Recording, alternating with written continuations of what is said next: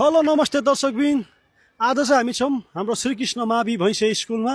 हामी यहाँ किन छौँ भने हाम्रो साथीहरू हामी मिलेर चाहिँ हाम्रो यस विद्यालयका भाइ बहिनीहरूको लागि चाहिँ हामीले केही स्टेसनरी गिफ्टहरू ल्याएका छौँ। हामी उनीहरूसँग केही रमाइलो गेमहरू खेल्दै उनीहरूलाई स्टेसनरी बाँड्नको लागि हामी आएका छौँ। यदि तपाईँहरू पनि आफू पढेको स्कुलहरूमा आफ्नो भाइ बहिनीहरूलाई केही गिफ्टहरू दिन चाहनुहुन्छ भने हामीलाई सम्पर्क गर्न सक्नुहुन्छ। हामी तपाईँहरूसँग मिलेर तपाईँको स्कुलमा गएर हाम्रो भाइ बहिनीहरूलाई चाहिँ हामी यसरी गिफ्टहरू बाँड्नेछौँ। र तपाईँहरूको कुनै आफ्नो मोमेन्टहरू छ, आफ्नो आफन्तहरूसँगदेखि तपाईँ टाढा हुनुहुन्छ र आफ्नो आफन्तहरूको चाहिँ केही स्पेसल दिनहरू सेलिब्रेट गर्न चाहनुहुन्छ, सरप्राइज गिफ्टहरू दिन चाहनुहुन्छ, जस्तै बर्थडे एनिभर्सरीहरू मनाएर सरप्राइज गिफ्टहरू दिन चाहनुहुन्छ भने हामीलाई सम्पर्क गर्न सक्नुहुन्छ। हामी तपाईँहरूसँग मिलेर तपाईँको आफन्तको स्पेसल दिनलाई अझ स्पेसल बनाइदिनेछौँ। हुन्छ, अब चाहिँ हामी जानेछौँ हाम्रो भाइ बहिनीहरूतर्फ।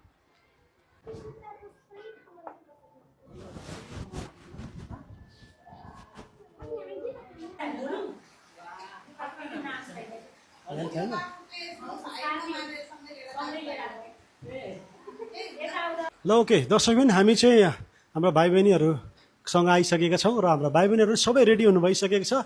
हाम्रो भाइ बहिनीहरूसँग हामी केही छोटो कुराकानी गर्दै सानो कुराकानी गर्दै अनि केही प्रश्नहरू सोध्छौँ र हाम्रो भाइ बहिनीहरूले चाहिँ राम्रो उत्तर दिनुभयो भने, सही उत्तर दिनुभयो भने चाहिँ हाम्रो भाइ बहिनीहरूले चाहिँ पुरस्कार पनि पाउँछ। ल हाम्रोसँग चाहिँ एकजना बहिनी आउनु भइसकेको छ। नानीको नाम के हो? सुबिना लामा। सुप्रिया लामा। अनि कति क्लासमा पढ्छौ तिमी? 5मा। ओके, 5 कक्षामा पढ्छन् हाम्रो नानी सुप्रिया लामा। ल 5 कक्षामा पढ्नुहुन्छ। हामी नानीलाई एकदम सिम्पल प्रश्न सोध्छौँ अनि प्रश्नको उत्तर मिलाउनु भयो भने चाहिँ हामी तपाईँलाई गिफ्ट दिन्छौँ है। हुन्छ? ओके, अलि ठुलो सरले बोल्नु ल। केही गर्नु, राम्रो सिम्पल आउने क्वेसन सोध्छ हामी। ल हाम्रो देशको नाम के हो नानी, थाहा छ? अलि ठुलो सरले भएन? नेपाल। एकदम सही जवाब, ताली बजाऊ सबैले। ओके, पहिलो प्रश्न बहिनीले एकदमै सही जवाब दिनु भइसकेको छ। नेपाल हाम्रो देश। र अब चाहिँ पढाइ सम्बन्धी सोध्छु ल।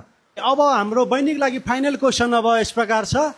ल बहिनी, तिमीलाई चाहिँ बाबाले तिमीलाई 10 रुपियाँ दिनुभयो अनि त्यो 10 रुपियाँमा तिमीले चाहिँ 8 रुपियाँको किनेर खायो भने अब तिमीसँग कति रुपियाँ बाँकी हुन्छ? 2। अलि ठुलो भन, कति? 2 रुपियाँ। सही जवाब, ताली दिए।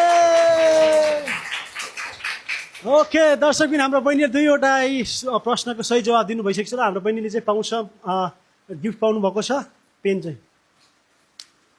ल सबैले ताली बजाउनु होला।